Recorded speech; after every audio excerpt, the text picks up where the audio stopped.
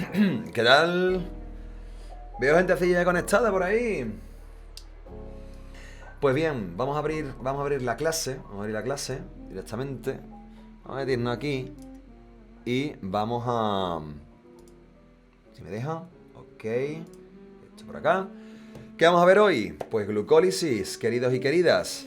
Se acabaron las tonterías, nos metemos directamente, metemos las manos y nos embarramos en el metabolismo. En la antesala, la primera salita donde se da el metabolismo de los carbohidratos. Veréis que es un tema interesante, que es un tema que nos hace ver cómo hay ciertos procesos que están conservados en muchísimas especies. Por razones muy sencillas que veremos ahora. Vamos allá. Bueno, ¿dónde nos vamos a poner? ¿Dónde me pongo yo hoy? Yo me voy a poner, para no molestar, me pongo aquí. Me iré moviendo como siempre. Voy moviendo mi careto, lo voy moviendo a lo largo de la diapo para no molestar en el texto. Bien, vamos a empezar. Como el tema anterior habíamos hablado del metabolismo en general, la base bioquímica. Si está muy alta la música me lo decís, ¿vale? Y yo lo voy bajando, me vais dando indicaciones.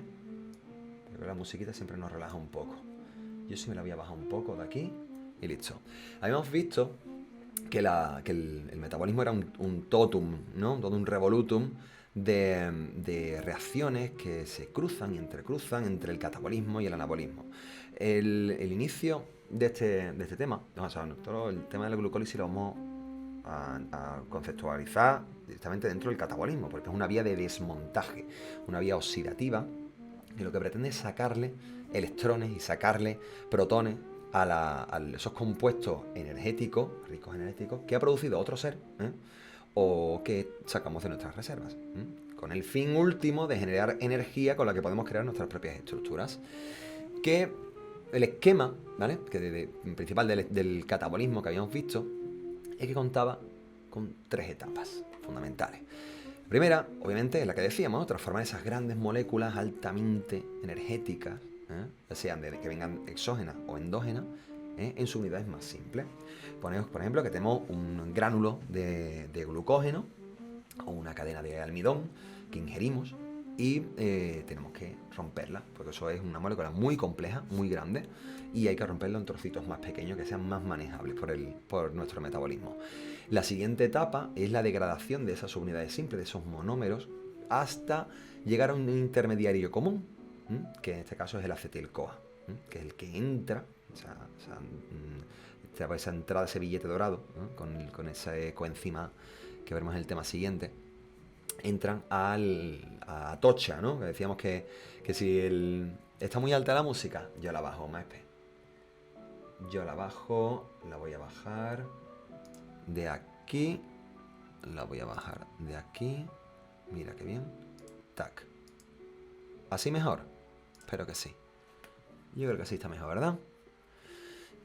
Pues esa antesala, ¿no? El entrar a Krebs, que es el momento culmen. ¿Qué obtenemos con Krebs? Obtendremos un montón de intermediarios reducidos que después se utilizarán para generar ATP. Y la última etapa, ¿vale? Que ya es la excreción de ese carbono que hemos combustionado en forma de CO2, en forma más oxidada e inerte del carbono, y liberarlo del organismo. Con un aceptor final que es el oxígeno, formando agua y generando ese ATP que después nos servirá en el anabolismo. Acá. Muy bien.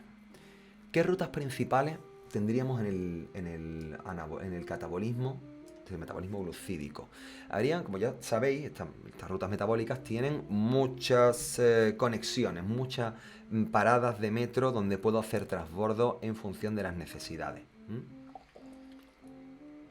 Bien, la primera, la que nos atañe hoy, es la glucólisis, que es esa ruta central e inicial que se da en el citosol de las células tanto procariotas como eucariotas, y que durante este proceso producimos muy poquita energía. Una ruta que, pese a estar presente en, digamos, yo diría que casi todas las formas de vida de este planeta, que tengan un metabolismo, pese a eso, es muy poco eficiente. Y eso nos da una pista de cuán vetusta o cuán antigua es esta ruta metabólica. Sobre todo por el hecho de que se da en el citosol. Entonces, al darse en el citosol también se da en procariotas. Y los procariotas son obviamente mucho más antiguos que nosotros. No requiere oxígeno, ¿vale? Esa es otra pista de lo antigua que es la glucólisis. Y aún así, fijaos que se mantiene. Otra ruta con la que conectamos es con la gluconeogénesis. ¿Ves que son rutas que está la glucogenogénesis. No hay que confundir gluconeogénesis con glucogenogénesis, ¿vale? Son varias palabrotas diferentes que vamos a tener que aprender, ¿vale? Ya sabéis que a mí me gusta mucho nombres y apellidos, ¿eh? Las palabras siempre las podemos desgranar y nos está diciendo exactamente lo que hace. Contraria a la glucólisis, ¿vale? Está la glucogenogénesis, que es la formación de glucógeno. Cuando nos sobra mucha glucosa y ya la célula está altamente cargada de energía, derivamos nuestro metabolismo hacia el anabolismo, hacia el almacenaje de esa glucosa que nos sobra en forma de glucógeno, que cuando ya la célula esté saturada con esos gránulos de glucógeno, lo derivaremos a la formación de ácidos grasos, de otras biomoléculas. Importante no confundir la glucogenogénesis con la gluconeogénesis, que como su propio nombre indica, es un proceso metabólico mediante el cual generamos nueva glucosa a partir de otros precursores, como puede ser el lactato, fruto de la fermentación, el ácido láctico, ¿no? La fermentación de la glucosa, del glicerol, que sacamos, por ejemplo, de los triglicéridos, ese metabolismo de los triglicéridos, e incluso algunos aminoácidos. Tiene lugar, lo contextualizaremos, ya no solamente aquí en la glucólisis, sino también en Krebs. Lo podemos contextualizar a nivel nutricional en los periodos de ayuno prolongado, en los que la célula se queda vacía de energía, no entran carbohidratos y hay que sacar intermediarios de algún lado. Y se sacan de aminoácidos, se saca de la oxidación de triglicéridos, de lípidos, no de ácidos grasos, que sacamos de los triglicéridos.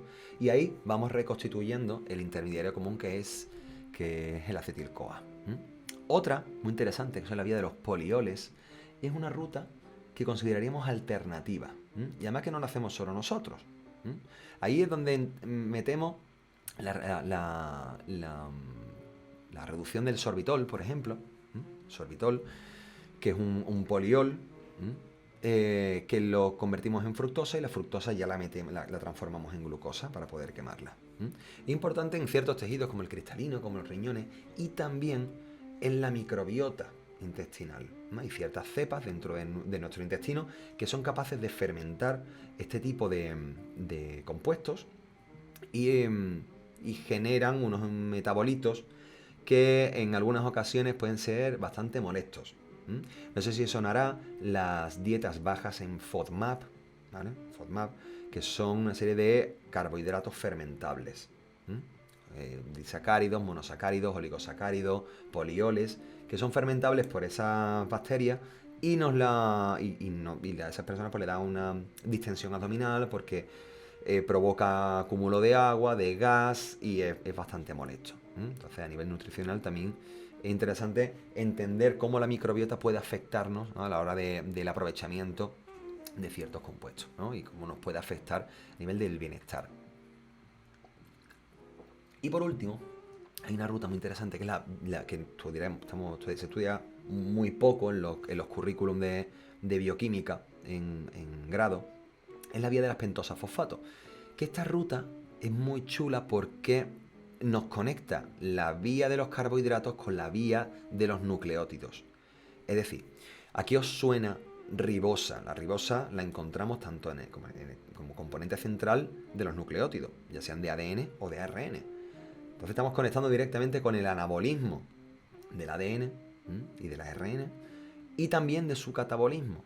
Es decir, podemos llegar incluso a degradar nucleótidos para sacar azúcares de ellos. En este caso pentosa, una ribosa.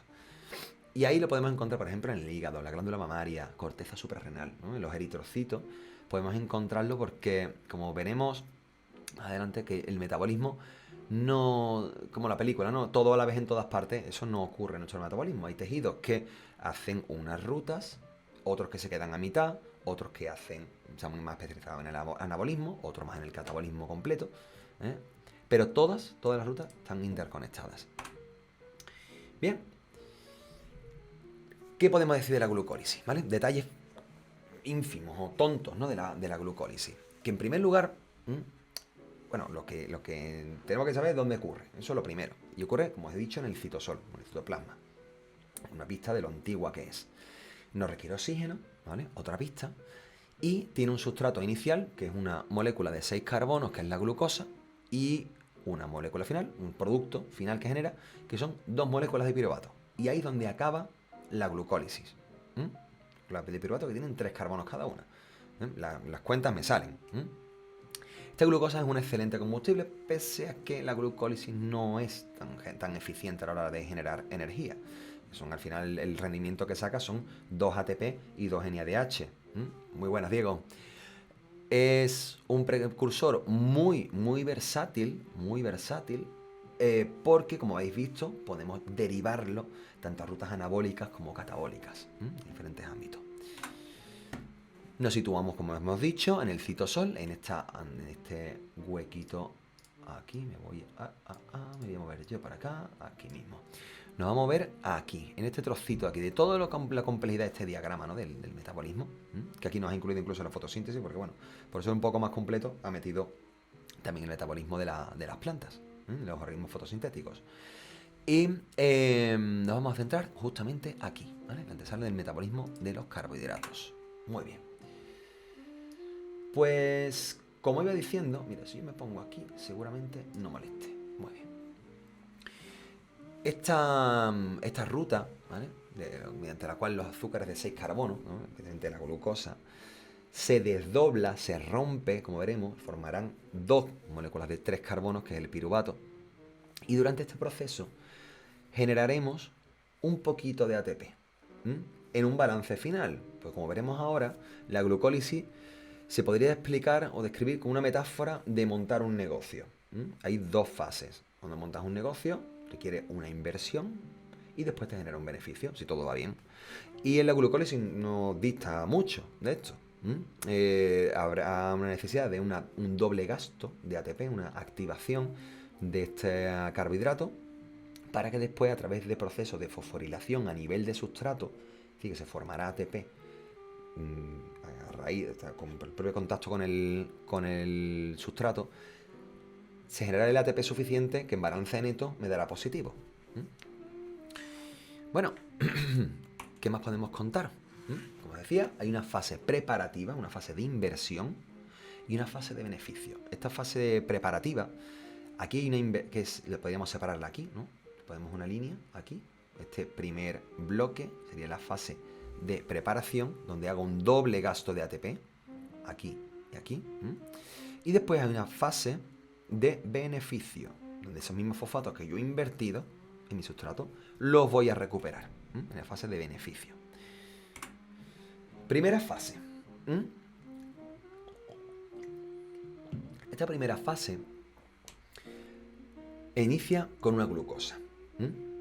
Aquí os he puesto este diagrama que me parecía bastante esclarecedor. Después podremos contar un poco las diferentes reacciones, pero no lo considero del todo relevante, dado que, bueno, estas clases están enfocadas a alumnos de enfermería. Ya hace falta que profundicemos en estructura de macromoléculas o en enzimas, porque otras personas que se conecten a este directo quieran saber más, podemos montarlo, ¿vale? Pero la parte más sesuda de las reacciones químicas y las reacciones enzimáticas las pasaremos un poco por encima.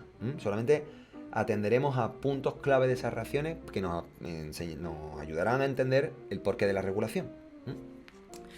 Hay una serie de fases, ¿vale? En este caso aquí separamos 4 fases en la primera etapa. 4, vamos a llamarlas 5, con una más regalada una quinta. La primera es una fosforilación de esa glucosa inicial. Una fosforilación. ¿Se ve el ratón, no? Sí, se ve el ratón. Esa fosforilación, ¿quién la hace? Pues una exoquinasa. Su propio nombre dice, exo, que el sustrato es una exosa, y su función, ¿cuál es? De quinasa. está activando con el gasto de ATP. Pues aquí lo tenemos. ¿Qué nos ofrece? ¿Qué nos produce? Glucosa 6-fosfato. Ese es su producto. Como ya sabéis, las reacciones, los sistemas enzimáticos, pues, multienzimáticos, la redundancia, el producto de una enzima es el sustrato de la siguiente. Están todas colocaditas de tal manera que pueden acercar sus productos y sirven de sustrato para la siguiente. Pues ese producto, la glucosa 6-fosfato, sufrirá un proceso de isomerización mediante una isomerasa. ¿Isomerasa de qué? De fosfoglucosa. Pues se llama fosfoglucoisomerasa. Esa enzima genera fructosa 6-fosfato. Y ahora veremos por qué es necesario isomerizar y no dejar la glucosa 6-fosfato. Esa fructosa 6-fosfato tendrá un paso muy interesante, que es esa fosfofructoquinasa, que lo que hace es hacer un nuevo gasto de ATP, una nueva activación de nuestro sustrato, de la fructosa 6-fosfato, y me genera 1,6-bifosfato. Fructosa 1,6-bifosfato. En el carbono 1 y en el carbono 6.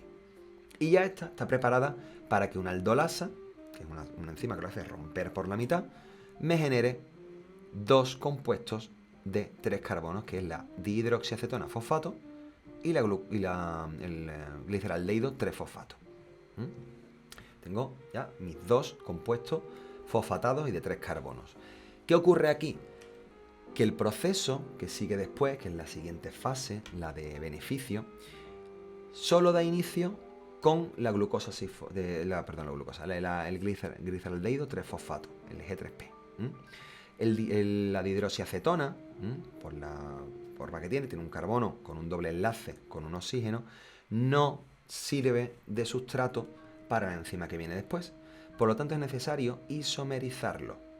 Con una isomerasa se pasa de dihidroxiacetona a gliceraldehído. Y aquí ya seguiría la fase. Bueno, vamos a entrar un poquito en algunos detalles importantes de esta primera fase preparatoria. Como ya sabéis, tiene 5 etapas. Y es de inversión.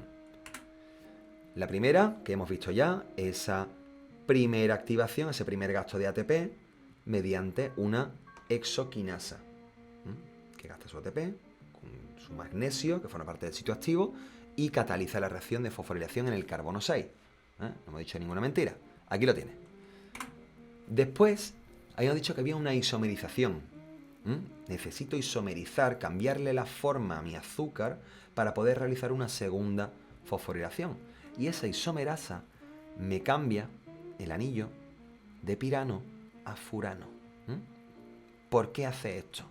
Porque en el furano, como vimos en primer cuatrimestre con los carbohidratos y tal, presenta estructuralmente, había que imaginarlo como dos cuernecitos, dos antenitas, por así decirlo. Estéricamente, ¿vale? Presenta una mayor libertad de espacio en este carbono 1, que si lo veis aquí, está totalmente anulado con este enlace del oxígeno y con el carbono 2. Entonces aquí esto es muy complicado de fosforilar. Esto es mucho más sencillo. Este carbono está aquí libre, entre comillas, está desvalido, vamos a pensar así. Y es susceptible de que la siguiente enzima, que es la fosfofructoquinasa, la PFK1, que veremos más cositas de ella ahora, pueda atacar a este carbono 1 y fosforilarlo por segunda vez. ¿Qué ocurre ahora? Pues con este producto es tan sencillo como romperlo por la mitad con esta aldolasa y obtenemos estos dos carbonos, o sea, dos azúcares triosas. Uno es la dihidroxiacetona, que veis que tiene aquí su grupo ceto, con ese doble enlace, y el gliceraldehído, que tiene su grupo aldehído aquí. Y con una isomerasa lo vamos pasando esta reacción, que es bidireccional, que nos sirve como compensador, por así decirlo. Cuando necesitamos que glucólisis vaya hacia adelante, pasamos la dihidroxiacetona toda completa el gliceraldehído para que continúe las siguientes fases. Y si veo que se me han acumulado los productos, se va a acumular la dihidroxiacetona fosfato. Es una reacción bidireccional. Muy bien. Cero traumático, ¿verdad? No ha sido muy traumático la primera etapa, primera fase. Esta segunda fase, ¿vale? Que es la fase de beneficio, como en todo negocio, primero invertimos y después, si va bien, ganamos dinero. Y ahora es cuando vamos a ganar dinero. Esta segunda fase también cuenta con otras 5 etapas. 5 la primera, 5 la segunda. Y aquí obtenemos, en total, en esta segunda fase, obtenemos 4 ATPs. Que obtendremos con fosforilación a nivel de sustrato. Que si los ponemos en una cuenta muy simple, los 4 que ganamos menos los 2 que nos hemos gastado en la etapa anterior, pues nos da el balance de 2. Bien, ¿qué etapas tiene aquí? Tenemos unas etapas de oxidaciones progresivas y fosforilaciones. Vamos a verla con detalle. La primera reacción, ¿vale? Si os acordáis, partimos de ese gliceraldehído 3-fosfato, que es el que sigue glucólisis a la fase de beneficio. ¿Quién ataca primero? Una deshidrogenasa. Una deshidrogenasa que cataliza una reacción redox, que ya sabéis de sobra, una reacción redox es aquella en la que un sustrato pierde un electrón mientras que un aceptor los gana. Y en este caso el sustrato es el gliceraldehído 3-fosfato y el aceptor será un dinucleótido, el NAD. Ese NAD absorberá esos electrones y se reducirá a NADH, lo que vulgarmente se conoce como poder reductor. Este nos lo vamos a guardar en el bolsillo. Nos lo vamos a guardar para más adelante. Ya veremos para qué nos hace falta. Porque ahora mismo en el citosol no nos sirve absolutamente para nada.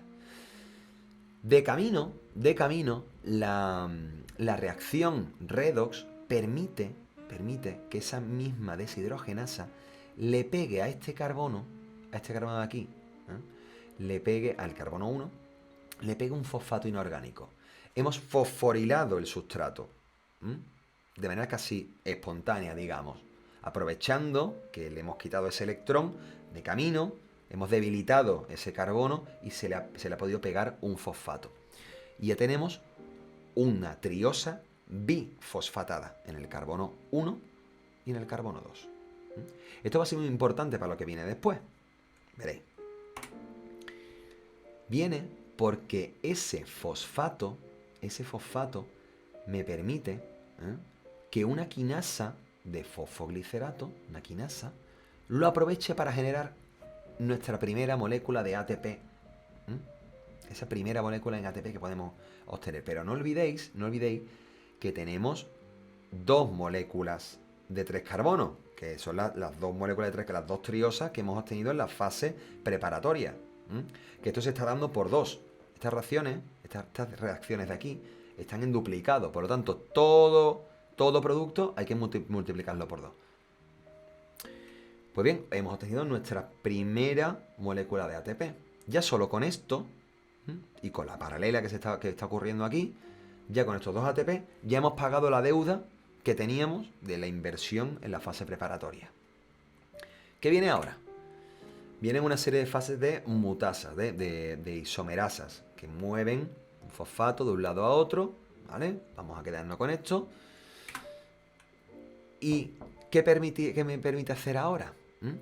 Pues una segunda deshidratación. Vamos a ir sacando hidrógenos de ahí, vamos a seguir oxidando nuestro compuesto hasta llegar al punto de tener el fosfoenolpiruvato.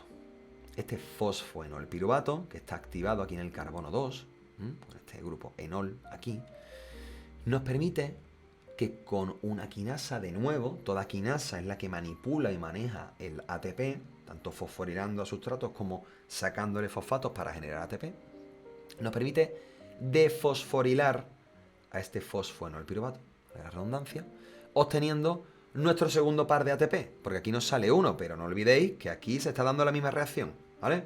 Que en paralelo está ocurriendo la misma reacción, en duplicado. Y ya hemos obtenido nuestro producto final, el piruvato y ATP. Balance final.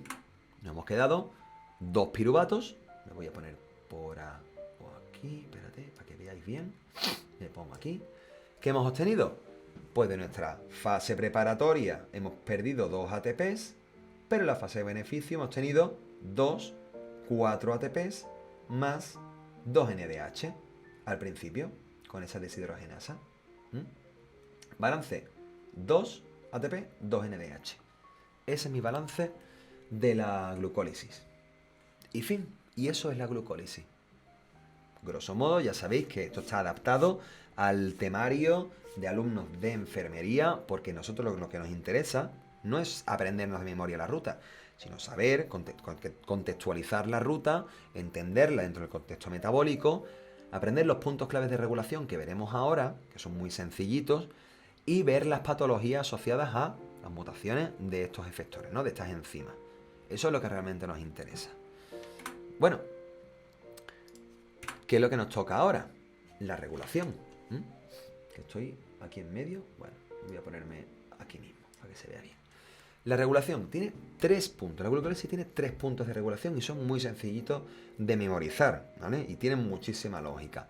Si entendemos el metabolismo catabólico como una cadena de desmontaje, yo estoy desmontando estos compuestos altamente energéticos para sacarle todos los electrones y compactarlos en los intermediarios reducidos, como el NADH, el FADH, pues obviamente esa cadena de desmontaje va a tener unos puntos de regulación. El primero son los puntos de inversión, donde yo voy a estar metiéndole dinero a mi empresa. Yo tengo que estar muy seguro de cuándo hay que invertir. Por tanto, los 2 puntos de inversión, que es la exoquinasa, que es la primera reacción de la fase preparatoria, que hace de glucosa a glucosa 6-fosfato.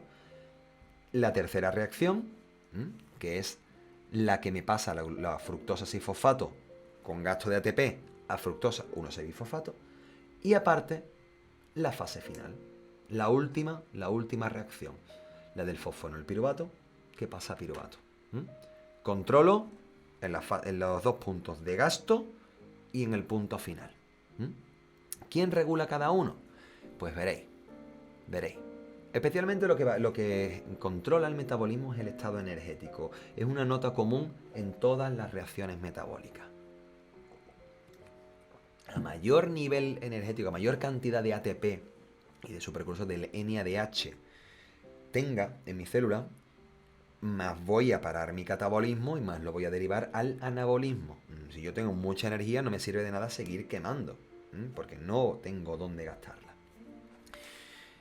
El primer punto de regulación, la exoquinasa, vuelvo a mover aquí, el primer punto de regulación está controlado, como ya digo, por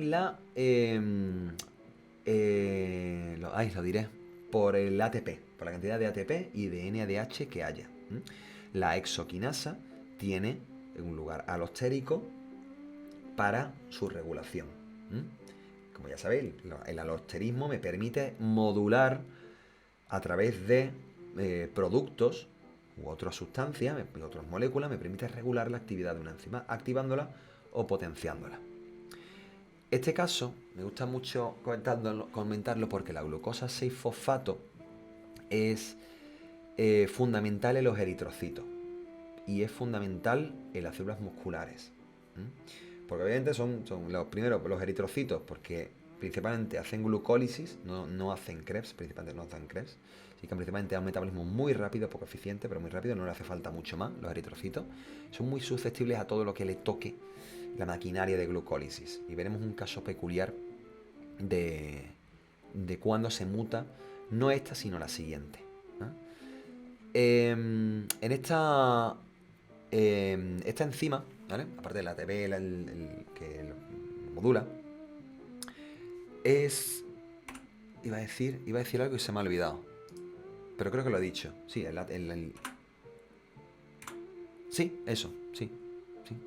Pensaba que iba a decir otra cosa, pero no, realmente ya lo he dicho. Es el nivel energético, la cantidad de ATP y NAD que controla la glucosa exoquinasa. El segundo punto, que es donde yo quería llegar, que aquí está el meollo del asunto, ¿vale? Es el segundo punto de regulación, es la tercera reacción de la fase preparatoria, que es la fosfofructoquinasa, que me cataliza la reacción de fructosa 6-fosfato a fructosa 1,6-bifosfato, con gasto de ATP. ¿Quién me controla esto? Pues en primer lugar, cantidad de ATP y NADH, nivel energético, y un metabolito, o sea, un azúcar muy interesante que es la fructosa 2,6-bifosfato. No 1,6, que ese es el producto, es 2,6-bifosfato. Veréis, este azúcar es muy curioso porque actúa como intermediario entre... ¿Dónde me pongo para que no os moleste? Aquí me pongo yo, aquí. Es un azúcar que actúa como intermediario entre el sistema endocrino y la glucólisis y el catabolismo de los carbohidratos. Veréis, este diagrama de aquí, al ladito, esta regulación por fructosa 2,6-bifosfato, esto parece un poco complejo, pero ya veréis que tiene muchísima lógica. Cuando en nuestro organismo baja la glucemia, ¿vale? Entramos en hipoglucemia, nuestro organismo lo siente, lo nota nuestro páncreas y libera el glucagón, que es la hormona antagónica de la insulina. Entonces empiezan a movilizarse las reservas, empezamos a activar el metabolismo catabólico, porque es que no podemos quedarnos sin precursores energéticos, porque si no, no funcionaría la célula. Entonces hay que estimular la glucólisis. En ese momento, cuando aumenta la glucemia, entra la glucosa en las células y este glucógeno que estimula también que haya también, o sea, que aumente la glucosa en sangre. Esta glucosa, al aumentar, entrar en hiperglucemia en ese momento, lo mismo que cuando comemos y nos aumenta la glucemia, estimula, del mismo modo en el páncreas, la liberación de insulina. Esa insulina me va a activar, cuando va llegando a sus targets, a sus dianas celulares, va a llegar a su receptor y me va a movilizar dentro de la célula, va a movilizar los transportadores GLUT4. Son unos transportadores que son como sumideros y van absorbiendo toda la glucosa que hay dentro. Empiezo a llenar mis células de glucosa y tiene que darse la glucólisis, pero yo tengo que activarlo. Entonces esta insulina induce, estimula a través de su propio receptor que hayan unas quinasas, unas proteínas que lo que hacen es fosforilar a otras proteínas. Y en este caso, la fosfofructoquinasa 2, ¿vale? Fosfofructoquinasa 2, esta de aquí, tenéis, ¿vale? Acá. Esta es susceptible a ser fosforilada. Cuando nuestro nivel energético de la célula es muy alto, hay muchísimo ATP, este se pega, por así decirlo, o las quinasas estas, lo que hacen es fosforilar a la fosfatasa, ¿vale? Porque esta fosfofructoquinasa, esta enzima que cataliza esta reacción, lo que hace es sensar el nivel energético. Si yo tiene dos caras, ¿vale? Tiene dos caras, la cara quinasa y la cara fosfatasa. La fosfatasa lo que hace es activar, por un lado, activar la formación de fructosa 6-fosfato y la gluconeogénesis. Lo que hace es movilizarme para hacer nueva glucosa. Y la quinasa, por otro lado, lo que hace es activar y sintetizar fructosa 2,6-bifosfato. Y esa fructosa 2,6-bifosfato va a servir como activador alostérico de mi fosfofructoquinasa 1. Ahora lo explico de nuevo. Sé que es un poco lioso, pero vuelvo a explicarlo. Si yo tengo, ¿vale?, un alto nivel energético, yo tengo que frenar la glucólisis. Tengo que frenar de alguna manera. Por lo tanto, a mí se me va a activar de esta PFK, se va a activar la cara inhibidora, que es la de la fosfatasa. Y me va a derivar mi metabolismo hacia la síntesis de fructosa 6-fosfato y hacia la gluconeogénesis, porque tengo que recuperarla. Pero si yo tengo que activar la glucólisis porque estoy bajito de energía, voy al lado contrario. Se activa la cara quinasa, que aumenta la fructosa 2,6-bifosfato, y esta es una activadora alostérica de la PFK1, que es la que me hacía esta reacción de aquí. Esta. Entonces la glucólisis sigue hacia adelante. Por lo tanto, hemos conseguido traducir una señal endocrina como es la insulina y el glucagón, a través de un azúcar a una activación enzimática del metabolismo, del catabolismo de los carbohidratos. Es un traductor. Me pregunta Ainhoa, dice, lo que se multiplica por 2 es en el ciclo de Krebs, ¿no? Porque en la glucólisis solo se obtiene de una glucosa. No, Ainhoa, el multiplicar por 2 se da en la segunda fase, que es la fase de beneficio de la glucólisis, donde yo he partido de un azúcar de 6 carbonos y lo he convertido en 2 azúcares de 3 carbonos. Y cada uno va a seguir esa fase de beneficio. Por lo tanto, cada uno de los productos que voy generando está multiplicado por 2. Y el producto final, cada uno también va a entrar en Krebs. Después en Krebs vamos también a multiplicar por 2 en el balance final. Bueno, el tercer punto de regulación que nos queda. A ver, aquí. Vale. El tercer punto que os dije es la reacción final de la glucólisis, que es la piruvatoquinasa. Esa última fosforilación en la que obteníamos el último ATP y que también está regulada del mismo modo por la concentración de ATP. Obvio, cuanto más energía tenga, más se va a frenar esta reacción. La concentración de acetil-CoA, que será un producto siguiente que le viene al piruvato, que es el que entra después en Krebs. Y si a mí se me está acumulando el acetil-CoA, se me va a frenar la glucólisis. Me va a decir el cuerpo, bueno, si esto no le estamos dando salida, ¿para qué vamos a seguir generando acetil-CoA si esto no le vamos a dar salida? Y se activa del mismo modo que se activa el segundo punto de regulación de la fosfofructoquinasa, con fructosa 2,6-bifosfato. Es decir, estamos con la misma señal de activación. Un azúcar que me activa el metabolismo de los carbohidratos. ¿De acuerdo? Ya hemos visto la regulación. Mira qué bien. Ahora voy a ver la duda que me pregunta Ainhoa. Vale, me muevo por acá, aquí mismo. ¿Vale? Dice, entonces en el rendimiento obtenido de la glucólisis nos da 2 ATP y 2 NADH y ya está. No. 2 ATP y 2 NADH teniendo en cuenta teniendo en cuenta las dos reacciones. No hay que multiplicar. Y eso ya está multiplicado por 2. Ya está multiplicado por 2. ¿Vale? El balance final son 2 ATP y 2 NADH. Continuamos. Ya hemos visto los aspectos fundamentales de la ruta. Hemos visto los 3 puntos de regulación. Y vamos a ver ahora qué ocurre cuando en esa cadena de desmontaje alguno de nuestros técnicos no trabaja. O alguno de los técnicos está de baja o no está funcional. Cuando ocurren esas patologías metabólicas que afectan al devenir de nuestra ruta metabólica, ¿vale? Estas patologías, claro, como toda enzima está construida con aminoácidos, son proteínas, están codificadas en nuestro ADN. Toda alteración o toda mutación genética que altere esa secuencia puede alterar la secuencia de aminoácidos y va a afectar, al fin y al cabo, a mi estructura final de la enzima y a su función. Dice, pregunta Liam, ¿cuánto profundizamos en relación a los nombres de todas las enzimas y los sustratos?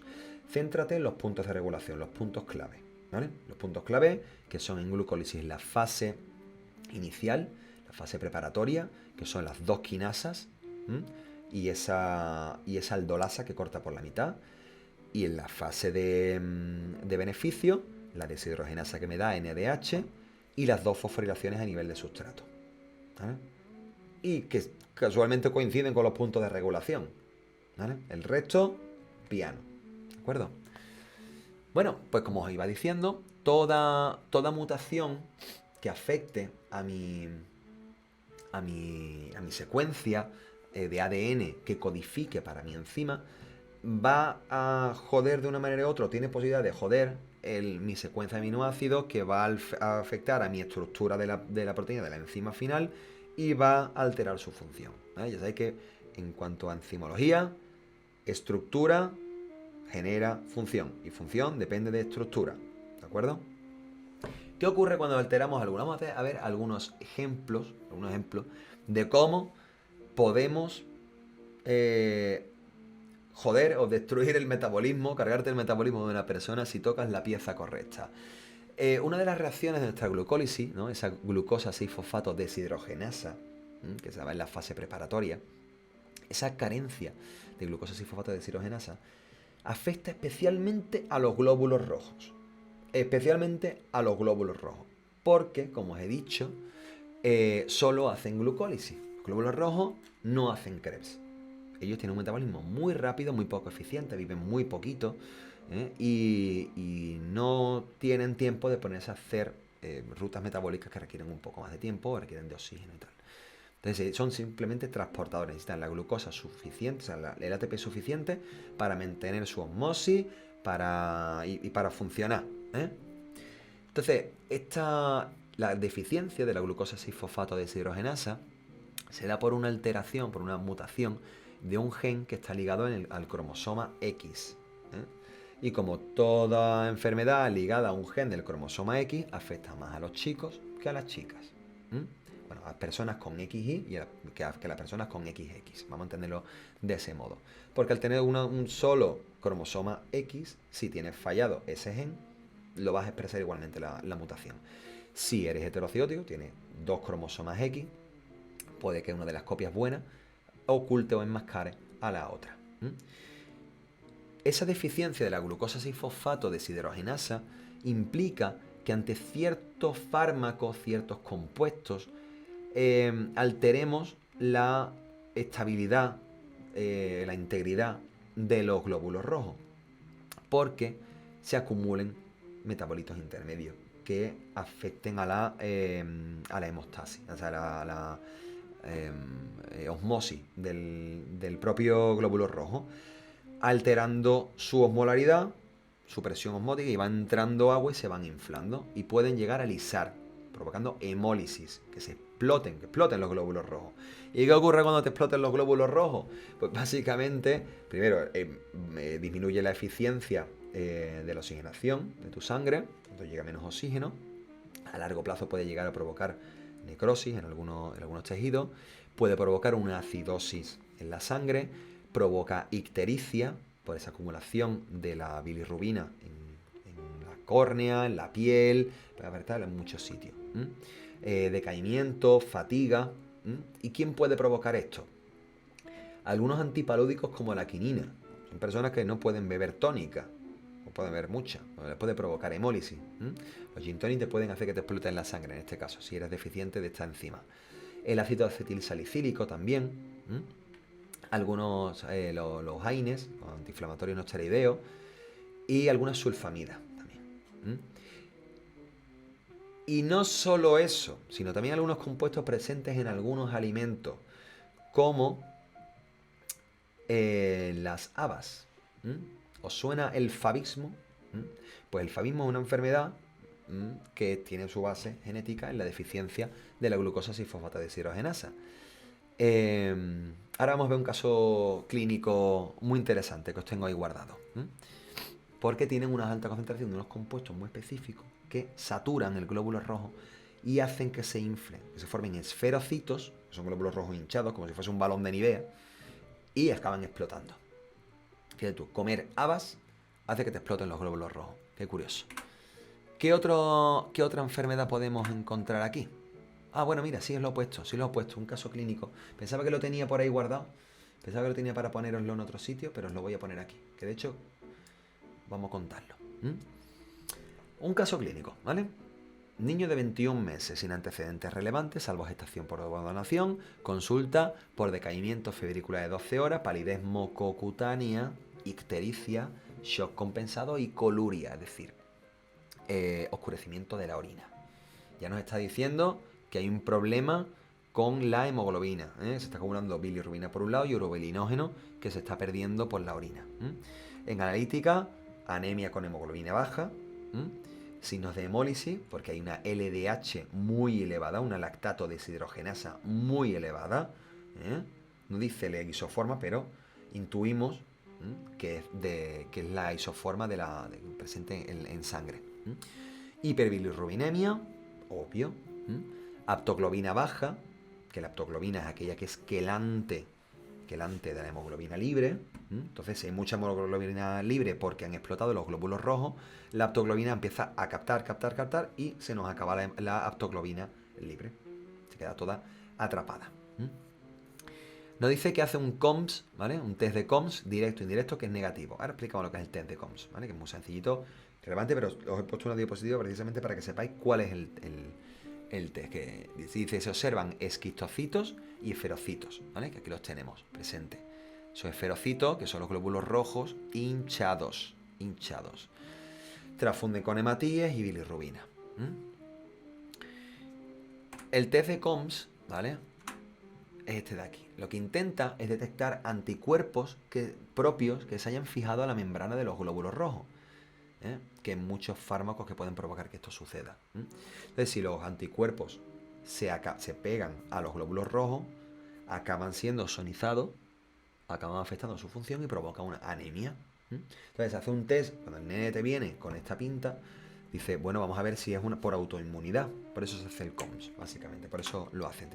Os dejo aquí el diagramita para que lo veáis. Los chicos de YouTube, cuando lo vean, pueden pararlo y profundizar en este test, que simplemente lo he puesto para que sepáis de qué va la vaina, ¿no? Y lo que hace es ver esos test con ese reactivo de COMS que busca la reactividad de esa fracción constante de los autoanticuerpos. Anticuerpos que reaccionan frente a los antígenos de la membrana de los glóbulos rojos. Vamos a poner el caso clínico, que yo creo que lo tenía por aquí. Vamos a ponerlo.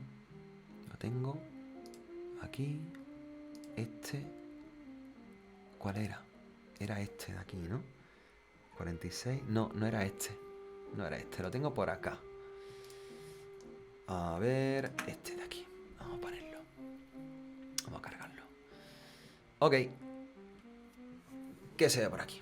Espérate, vamos un momentito. Déjame poner un momentito el primer plano, que quiero ver una cosa. Aquí, cargado. Vale, perfecto. Ok. En su sitio. Muy bien. Voy a colocarme aquí, que molesto un poco. Lo mismo, el caso clínico. Vamos a ponerlo un poquito más chico para que lo veáis. Bueno, sí, ¿verdad? Podéis leerlo bien. Vale. Tenemos nuestro caso clínico presentado, de los signos que presenta el nene, ¿vale? Y en anamnesis dice que cuando le preguntan a los padres, dice que refieren la ingesta de habas 3 días antes del episodio. 3 días antes del episodio. Como parte del estudio, ¿vale? Se realiza un test de unión de eosina alemida por citometría, que es para ver dimensionalidad de los glóbulos rojos. Relevante para vosotros, pero vamos, que lo que se hace por citometría es pasar cada glóbulo rojo con ese reactivo y se ve aquí la citometría como hay una afectación en el diámetro de los glóbulos rojos, ¿vale? Se determina por test genético que es deficiente de la glucosa 6-fosfato deshidrogenasa, concretamente con la mutación aquí del triptófano serina, ¿vale? Perdón, de serina a felinalina. O sea, básicamente una citosina que cambia a timina, que hace que se cambie la serina 218 a una felinalina. Irrelevante, pero básicamente para que sepáis cómo se lee esto. Que es patogénica, el fenotipo glucosa 6-fosfato deshidrogenasa tipo Mediterranean, ¿vale? Caracteriza principalmente la cuenca del Mediterráneo.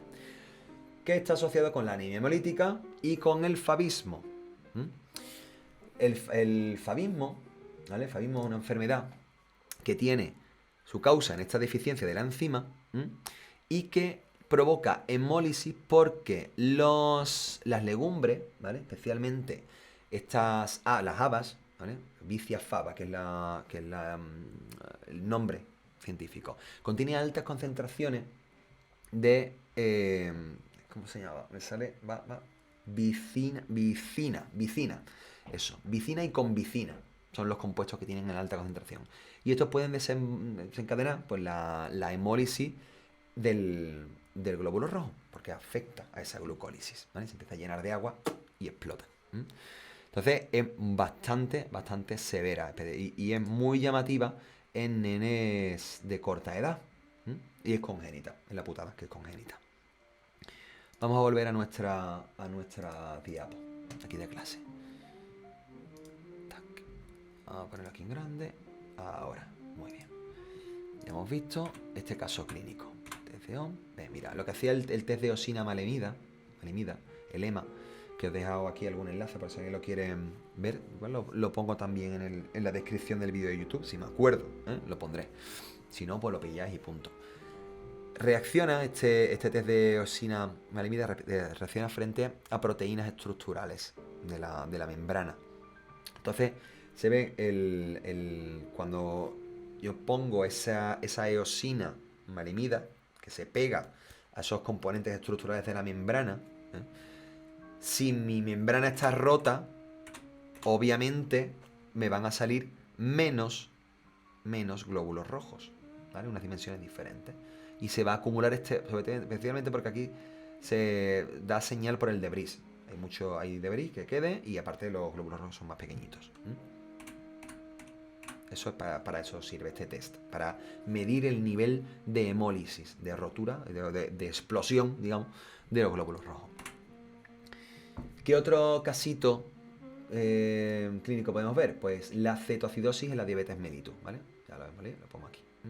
Esa cetoacidosis en mellitus está producida principalmente porque no hay insulina, ¿vale? Principalmente. No hay una insulina que permita que los tejidos sean permeables a la glucosa que está en la sangre. Por lo tanto, sí, hay glucemia, hay hiperglucemia, pero está en la sangre, no, o sea, obviamente la hiperglucemia es en la sangre, pero no está dentro del tejido. Porque por un lado, si yo no sintetizo, o sea, no libero insulina, porque tengo una diabetes de tipo 1, no voy a activar el receptor de insulina, el IRS aquí, no lo voy a activar para que se active toda la vía, toda la cascada de activación, que pueda yo sacar estos GLUT4 a mi membrana, que estos son sumideros, son aspiradoras de glucosa que vacían de glucosa la sangre y lo meten donde tiene que estar, que es dentro de la célula. Y empieza a activarse la glucólisis. Por eso decimos que la insulina estimula la glucólisis y al final es anabólica, porque si me aumenta el nivel de ATP en la célula, después lo vamos a derivar a el metabolismo anabólico. Si yo no tengo insulina, pues no puedo activar esto. Y del mismo modo, si tengo una diabetes de tipo 2, que yo sí libero insulina, pero por mi hiperinsulinemia libero demasiada insulina, ocurre que mis células se acaban saturando de tanta activación y empiezan a retirar los receptores de insulina y me acabo volviendo resistente a la insulina. Por lo tanto, vuelvo a cortar la misma, ya sea por retirada del receptor o por ausencia de la hormona, yo me acabo cargando esta ruta de aquí. Y por tanto, no puedo, convierto a mis células a impermeables a la glucosa. No entra. Eso es un verdadero problema. ¿Qué pasa? Que si yo no hago glucólisis, mi célula tiene que sacar precursores para acetil-CoA de algún lado. ¿De dónde lo saca? Pues lo va a sacar de la oxidación de ácidos grasos. Lo va a sacar de la degradación de proteínas y lo va a sacar de la degradación de ADN. ¿Vale? La ribulosa, porque bloqueo la vía de las pentosas fosfato, bloqueo glucólisis, tengo que sacar, por ejemplo, oxalacetato de Krebs y convertirlo en glucosa. Entonces se me acaba acumulando por algún lado porque se me desacopla Krebs, ya deja de funcionar, y se me empiezan a acumular el acetil-CoA, porque no entra en Krebs, está descontrolado, está bloqueado, porque no hay precursores. Al acumularse el acetil-CoA, se activa la vía de formación de los cuerpos cetónicos, el acetoacetato, el beta-hidroxibutirato, y estos se acumulan y se liberan a la sangre. Se liberan a la sangre y acaban provocando acidosis metabólica. Porque se liberan a la sangre porque tiene que llegar al cerebro de una manera u otra. Que ya en las neuronas, esos cuerpos cetónicos se desmontan, se vuelven a convertir en acetil-CoA para que ellas sí puedan dar Krebs. Porque la neurona le da igual, necesita sí o sí hacer Krebs, necesita muchísima energía porque lo que necesita es ATP a tope ATP a tope para hacer neurotransmisores y para alimentar sus bombas de sodio y potasio y mantener su potencial de membrana, porque si no, no puede disparar, ¿vale? Ese es el problema. Dice, para ir relacionando, esto tiene que ver también con el síndrome metabólico y los pacientes diabetes mellitus con resistencia a la insulina. Sí, efectivamente, es lo que estamos comentando. O sea, realmente aquí estamos hablando de un síndrome metabólico, Liam. Es un síndrome metabólico. Y de hecho tenemos un caso clínico de síndrome metabólico que afecta a nivel sistémico. Es muy interesante. Esto es el inicio del síndrome metabólico. En resumen, cuando tú hablas de síndrome metabólico, lo que habla es de una descompensación absoluta de todas las rutas catabólicas y anabólicas. Porque por un proceso de resistencia a la insulina, a ti se te ha desacoplado el catabolismo de los carbohidratos y has tenido que derivar el metabolismo de otro lado, de los ácidos grasos, de proteólisis de proteínas endógenas. El cuerpo intenta sobrevivir de alguna manera. ¿Y cómo lo hace? Generando cuerpos cetónicos. Y aparte, por supuesto, esa hiperinsulinemia, ese exceso de insulina que está en la sangre, que no se ha gastado aquí, en el receptor, y sigue dando vueltas. Y va a afectar a otros tejidos que de manera natural son menos sensibles a la insulina, pero como hay mucha, se van a sobreestimular. Y generan algunos signos muy específicos del síndrome metabólico, que veremos un casito muy chulo, que tengo por ahí. A ver. Esto... no, esto ya todo lo he comentado, si es que hablo mucho y voy comentando toda la... Bueno, para los que estén en YouTube, si quieren que lo paren en esta diapo, ¿vale? Pero que vamos, que básicamente es lo mismo que he contado. Hay un casito clínico aquí muy chulo, caso clínico, ¿vale? De un varón de 68 años, fumador de 30 paquetes al año, con un IMC de 31. Diabetes tipo 2, ¿de acuerdo? Con control metabólico y sin complicaciones hasta a la fecha. Ni micro ni macrovasculares. O sea, en principio lo tiene todo controlado, dice, con metformina y ramipril. Lo que sí refiere es hipertensión arterial esencial, ¿vale? Padre diabético fallecido con cáncer de páncreas. Ojito con esto.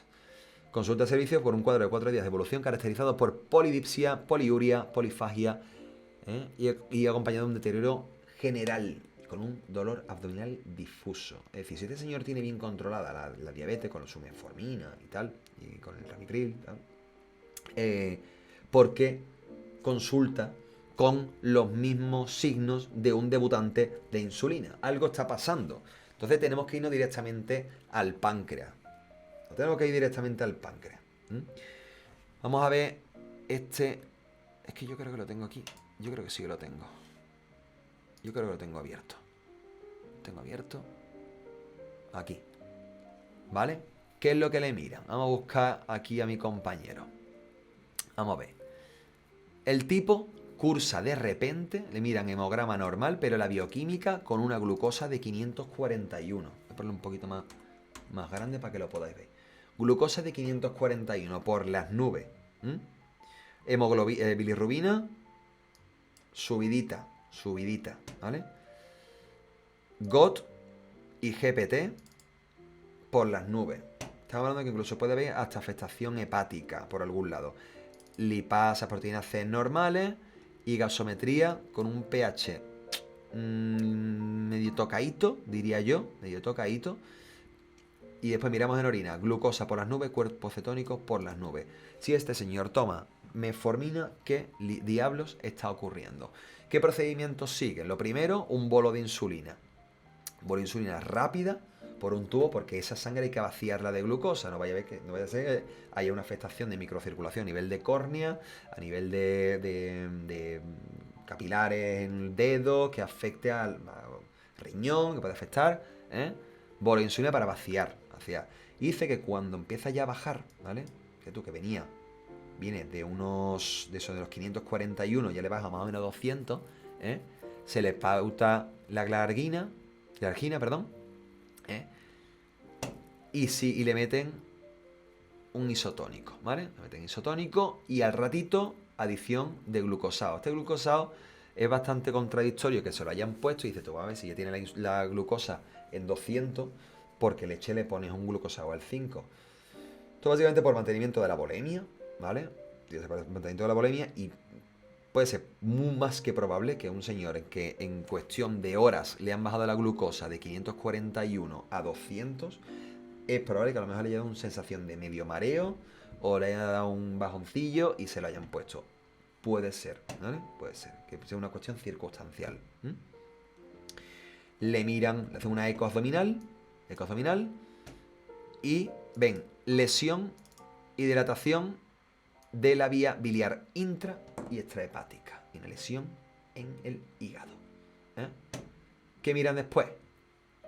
Miran una colangiopancreatografía, y para verle el drenaje porque habían visto una lesión pancreática que estaba afectando al hígado. Y había provocado la lesión, que es lo que me estaba provocando después el aumento de la GPT y de la GOT, que son marcadores, especialmente la GPT, de daño hepático. Y me podría estar elevando, de manera circunstancial, ¿vale? Esa lesión pancreática me podría estar elevando los niveles de glucosa, ¿vale? Curioso, ¿verdad? Curioso este caso, interesante. Bueno, yo os lo voy a dejar también ahí en descripción para que os lo veáis con más profundidad. Aquí hay otro. ¿Dónde estaba? Este de aquí, ¿vale? Y otro, creo que tenía yo por aquí, otro caso clínico. Ah, no, lo tenía que tener yo por aquí, ¿vale? Vamos a terminar la diapo, ¿vale? La diapo la hemos terminado, ¿vale? Sí, un vaso vagal, efectivamente, Liam. Había uno que el que yo quería enseñaros, que era... ¿Cuál había enseñado? Bueno, habíamos visto en su momento, creo, que habíamos visto el del... No, lo vimos el otro día, el del síndrome metabólico, es verdad, iba a ponerlo igual, pero el síndrome metabólico lo teníamos en el tema 12. Es cierto, síndrome metabólico, que eran el chico y la chica. Habíamos visto sarcopenia, ornitina transcarbamilasa, el metabólico en dos pacientes jóvenes. Sí, lo vimos. Entonces no lo pongo de nuevo. Entonces ya lo sabéis de sobra, que la hiperinsulinemia al final acaba afectando a tejidos que normalmente son menos sensibles a la insulina, pero por esa hiperinsulinemia les afecta más. Y ya sabéis que la insulina es una hormona anabólica. A la chica le afectó en el ovario, provocando ese ovario poliquístico, esos 10 quistes súper desarrollados que le estaba aumentando los andrógenos, y de ahí también algo de hirsutismo y todos esos andrógenos elevados, y aparte en la piel afecta aumentando la renovación celular, ¿vale? Que era lo que provocaba la cantosis nigricans, el ennegrecimiento de los pliegues. Ya habíamos dicho que no era roña, sino era piel sobredesarrollada. He visto por aquí un caso muy interesante, vamos a ponerlo. Un caso de un señor que intentó suicidarse con metformina. He visto la metformina. La metformina, para quien no lo sepa, es un fármaco que intenta controlar la glucemia en pacientes con diabetes de tipo 2, que es la adquirida. Este señor, ¿vale? Este señor se presenta con una acidosis láctica por la nube, provocada por metformina. Vamos a ver ese casito, vamos a verlo cómo era. A ver, aquí. Se presenta el caso de un paciente de 74 años, originario de la ciudad de Veracruz, antecedentes de diabetes mellitus tipo 2, de 26 años de diagnóstico. O sea, ya lleva tiempo. Metformina 850, glibenclamida 10 y diagnóstico de trastorno psiquiátrico de esquizofrenia con tratamiento irregular a base de olanzapina, ¿vale? Olanzapina. Sin otros antecedentes de importancia, ¿vale? Ok, bueno, esquizofrénico, diabético, 64 años de edad. El abuelo, a ver quién lo controla, a ver cómo controlamos al abuelo. ¿Qué dice? Pues, sin otro antecedente, pues inicia cuadro clínico posterior a ingesta intencionada de 20 tabletas de metformina. Y se planta allí con náusea, vómito y somnolencia. Obviamente, la somnolencia principalmente por el efecto de vaciado de glucosa que le ha pegado el cuerpo, O sea, por la hipoglucemia que le ha provocado. 24 horas más tarde se le agrega un cuadro clínico de epistasis, diaforesis y pérdida de estado de alerta. Pierde totalmente la noción. A su llegada, ventilación mecánica invasiva porque, o sea, directamente intubada, libera el estado neurológico, así como un vasopresor por la inestabilidad hemodinámica. Hay que aumentarle la presión cardíaca porque se estaba viniendo abajo el cuerpo. ¿Qué ocurrió aquí? Bueno, ingresado en cuidados intensivos y se le diagnostica pues esa acidosis láctica, ¿no?, por intoxicación de metformina. ¿Qué había provocado esto? La metformina hace que se absorba la glucosa, lo que intenta es bajar la glucemia hasta cierto punto. Que ha hecho la metformina? Se ha metido 20 dosis más, 20 veces más la dosis que tiene que tomarse el paciente, ¿vale? Porque, bueno, le dio por ahí, ¿eh? Y lo que ha hecho es un vaciado absoluto de glucosa en la sangre, que ha hecho acelerar, ha llenado de glucosa las células, y esto ha provocado una descompensación en la vía catabólica, con una acumulación de ácido láctico provocado por los glóbulos rojos. Los glóbulos rojos, que hacen mucha glucólisis, ha liberado muchísimo lactato y ha provocado esa acidosis. Aparte de la hipoglucemia, acidosis metabólica. A ver cómo lo rescatan. Este no me lo terminé yo de leer. Inicia con terapia de reemplazo renal lenta, ¿vale? Hemofiltración, para ir sacando con el equipo Prismaflex, bueno, para ir sacando el resto de la metformina. Y esto es de clínica y el de laboratorio, vale. Y el caracterizado por disminución de los niveles de potasio, disminución de azoados, ¿vale? Que son esos metabolitos que resultan del metabolismo del fármaco. Reversión de la acidosis, depuración del lactato mayor. Mayor del 50%. Ya extubación, retiro del vasopresor y egreso de UCI a las 72 horas. Pero vamos, casi se queda muñeco en el momento. La fisiopatología. Esto es lo que os tiene que interesar, lo mismo que os he comentado, ¿no? Que esa metformina, que es la primera elección para pacientes de diabetes tipo 2, bueno, beneficio a nivel cardiovascular, permite un buen vaciado, una buena eliminación de esa glucosa en exceso de la sangre, pero si no ajustas bien la dosis puede provocar eso, esas náuseas, ese vómito y la diarrea, ¿no? Por afectar también al aparato gastrointestinal.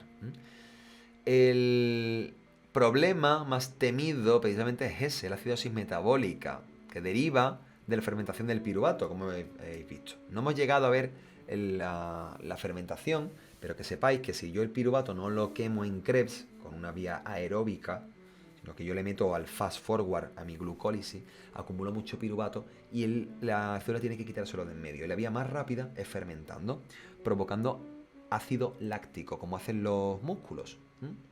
Entonces, ¿qué ocurre?